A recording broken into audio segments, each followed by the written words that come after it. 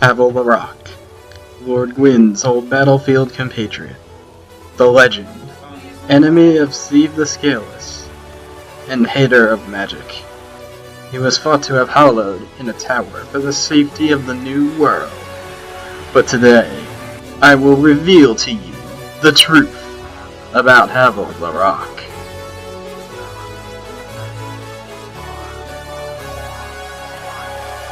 Pavel had begun to amass occult weapons as seen in Dark Souls. He had decided that he would try to defeat the very gods themselves. The fact that the church had hidden away the Dark Ember, effective against the gods, meant that Pavel would know where it was. He also had a friend who was a divine blacksmith and could help Pavel in amassing occult weapons. Pavel also very clearly had warriors under him. This has been evidenced in text and proven in game. But why does this matter? Well, we all know the theory regarding the Watchtower key. Pavel was in there, right? He was locked away and left to hollow. Pavel, with his strength, likely could have escaped. Why didn't he? Pavel was very likely aware that he didn't yet possess the resources or the manpower to take on the gods. So, he had one of his warriors take the fall for him so that he could make everyone think that he was already dead. And then, he would amass his forces in secret and overthrow the very gods themselves.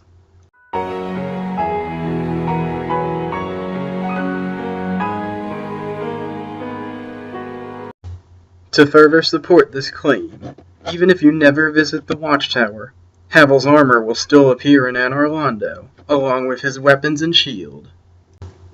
Now, what exactly was Pavel keeping in his room? They look like scrolls. It was known that Pavel created anti-magic miracles, such as Great Magic Barrier.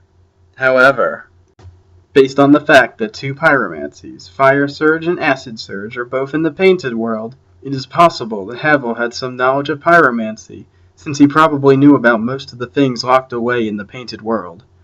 Great Magic Barrier also doesn't block pyromancy, yet Pavel's tooth resists fire and magic. It would make sense for Pavel to have dabbled in pyromancy to learn to resist it and learn the basis of magic in order to defeat it. We also can't forget that Pavel hid his plans for rebellion in a fireplace. Think about it. Pyromancy would be appropriate. It was dark down in that basement, excluding the mysteriously well-lit chests, which draws parallels to the first giants who rose up from the underground to oppose the eternal dragons, with Pavel being the one planning to oppose those in the world above.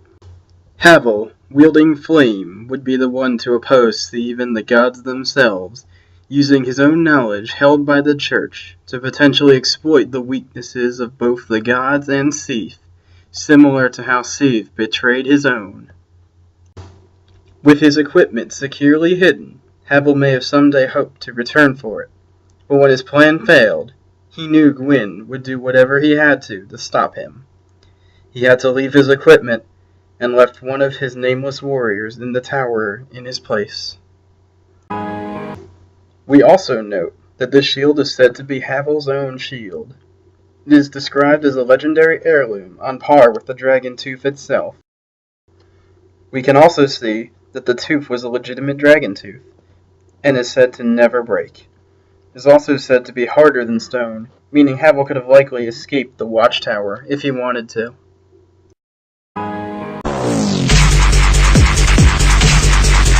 Pavel went into hiding for many years, and he had to abandon his equipment and his weapons. He now wandered as a nameless explorer, still hoping to amass power, to overthrow the gods, and to defeat Steve the Scaleless. His time wandering, searching for additional warriors, as well as suitable weapons that he was accustomed to. It was during these travels that he came across a pyromancer.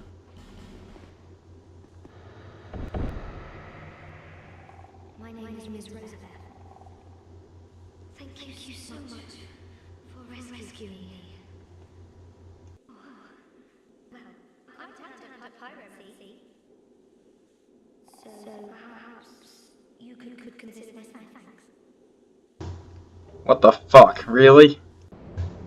It was during Havel's travels that he would happen upon the Earthen Peak, home to the baneful queen, Mypha. In the Earthen Peak, Havel happened across the desert sorceresses, who would use pyromancy in combat. He found it to be quite effective, and observed their patterns and their pyromancies daily, in attempts to learn them to a greater degree. Day in and day out, he would study their movements, and he would slowly pick up their pyromancies. He would eventually utilize them as his own. And I'm sure he didn't mind studying them all day. Havel happened across an explorer named Magnerold.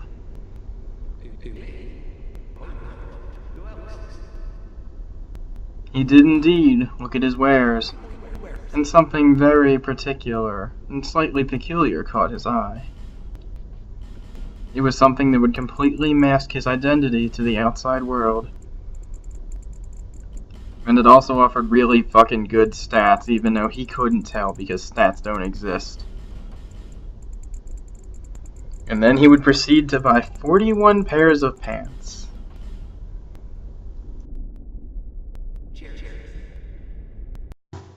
Havel would have to leave his old self behind.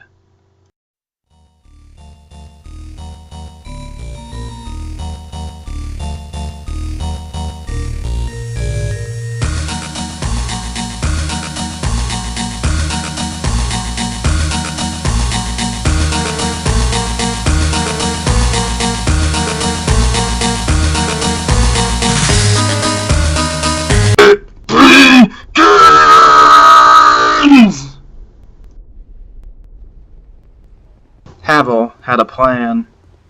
He decided to finally master pyromancy, one in each hand, so that he could attempt to live his new life as a jester, serving the lords in power in order to try to gain hidden knowledge, some sort of favor, to learn more about these people, so that perhaps he could call in favors, or perhaps overthrow them in an attempt to gain enough power to defeat Seath the Scaleless. Unfortunately for Havel, he didn't know that Seath was already dead.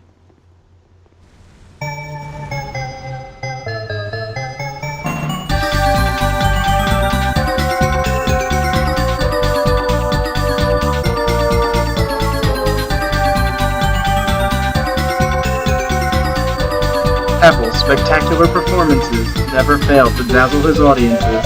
He was always the most impressive of all the jesters. He wowed his audiences and gained favor with all the lords that he had served under. Oddly enough, serving under the lords had almost become amusing, compelling to him, because he could display his power for all to see, and yet he would not be perceived as a threat. Eventually, he took a liking to his role, his feeling of duty to the lords in power, to amuse them, and to keep them safe, gave him a reason to keep on living, and it kept him from ever going hollow. However, Havel still needed a stage name, a new identity, and thus, Jester Thomas was born.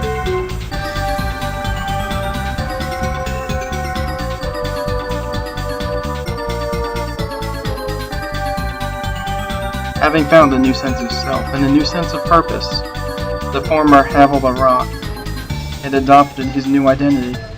He would often try to defend his lords to the best of his ability, and he always made sure to put on a good show for everyone he encountered. This is why, in the DLC, Jester Thomas can be seen defending the entrance to the Lair of the Imperfect, which eventually leads to the crown of the Sunken King. And that's also why, when you put the Dragonstone into that coin-looking thing right before you actually get out of the Lair of the Imperfect, it looks a lot like Carneyville! I'm on to you, From. I know what you're doing.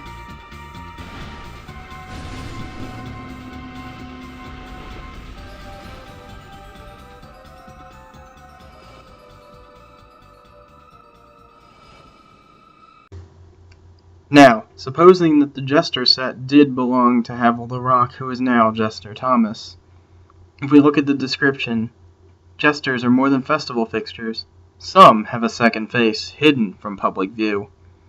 This would imply that whoever was wearing the set would want to keep his identity hidden, or her identity hidden. We also note the effects. The Jester's tights reduce falling damage, and the Jester's robes nullify foes' critical hits. If these tights did belong to Havel the Rock, well, not having to wear a literal boulder on his back, he'd be able to sustain much higher falls because of his strong legs. And because of his agility already wearing a suit of rock, in something light and flexible like Jester's robes, it'd be nearly impossible to backstab him, so he'd be too fast and he'd be able to move out of the way. Also, what about the Havel set did you find in Dark Souls 2? Well, it does describe it as Havel's armor, but it does describe it also as armor as if hewn from a giant boulder, implying that it is not actually made of rock. And noting the graphical changes, the suit actually does look like it's made of metal instead of rock this time around. It is also notable that it does not have 999 durability, which is probably a gameplay thing, but it also shows that it breaks considerably faster than the original set from Dark Souls 1. It is also indicated that by this point the name Havel has been lost to time and no one is quite sure what Havel actually was. This is in the description. No one knew if it was the warrior who wore the armor, or if it was the name of a great kingdom ruined in a barbaric war. We also have to ask ourselves, who in the hell was Harvel, and why was this Havel set located deep in the gutter where no one would ever find it again? It's also guarded by poison statues, which is a bit curious. It is possible that Harvel was a misconception, that the one who died in the watchtower may have actually been considered to be Havel the Rock, and over time the name was lost and became Harvel. We also note that you can find Roy if you are offline in Dark Souls 2, and he will just sort of be guarding something. He'll be looking for something, and he will attack the player on sight. It's very likely that he was looking for Havel's legendary armor there.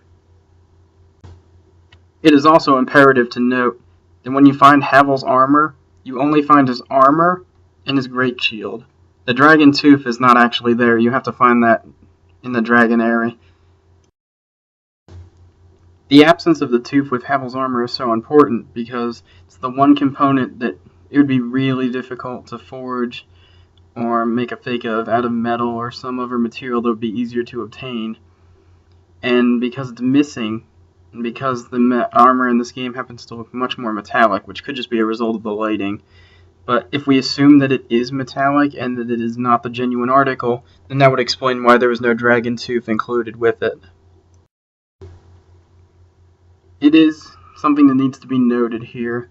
Pharos, he used a lot of stones. He had the lock stones. He was associated with those statues that shoot poison at you that nobody likes. Well, I think one of the reasons that he was so obsessed with these stone statues is that perhaps legend Havel the Rock, who was in sincere and dire need of help, may have asked Pharos to hide this replica set of his armor, so that should he ever need it, he could return one day and claim it for his own once more. But when Pharos sort of hollowed and became the rotten, he forgot his duties, he forgot his commitments, he forgot what he told Havel the Rock, that he would guard his armor and keep it safe. But he did still remember sort of how to make contraptions, how to make things, but eventually he even lost that. He degraded to the point where he couldn't even create these statues anymore, which I almost felt could be tributes to Havel the Rock, even though he wasn't entirely conscious or aware of why he was doing it. Quite notably in the DLC, we also see ancient soldier Varg, who happens to be wearing a set of Havel's armor. It too also looks a bit metallic, and he too has a dragon tooth that he wields. It's a little bit suspicious that Varg would be in this DLC, that he would be near this kingdom where the Sunken King once ruled. And it would also be very strange that Jester Thomas happens to be here too, since no one can seem to figure out why the hell Jester Thomas invades you here. But if you put it all together and you think about it, if Havel the Rock is Jester Thomas, well, he could have still been trying to amass an army, he could have still been trying to gather forces together because he didn't know that Seath ever died. He could have still been looking for him and trying to defeat him, which would explain why some of his warriors are still scattered throughout the land, because if kingdoms rose and fell, but his warriors never quite got the message, never really kept up with him, or if he sort of just left them, as was necessitated possibly at times, they could have just been waiting for his orders, they could have been waiting for him, and they could see you as an invader, as someone who might pose a threat to that grand plan, to that master plan, and so they're extremely hostile on sight. It is also important to note that Varg is found with an old explorer, and it looks like someone wearing the Alva set, which was described as having been worn by a knight who relinquished his knighthood when he failed to find a cure. So this almost seems like it could have been a band of warriors that Havel might have thought were worthy of being under his command, and he may have had them stationed here in hopes of maybe someday finding an army, raising an army, creating a small force of people that he could bring with him to oppose Seath.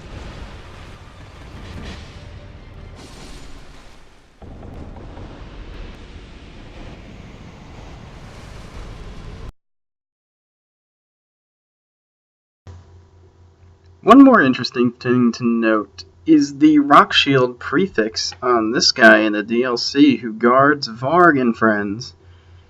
He's basically guarding the Gank Squad, and why the hell do they call him Rock Shield Baldir? Like, is his shield made of rock? It doesn't necessarily look like it. I would almost assume that they were referencing that he was guarding Havel the Rock's potential army.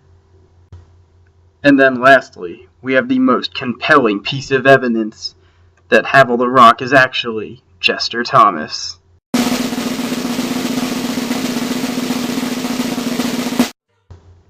If you only count the letters, Havel the Rock and Jester Thomas both have 12 letters.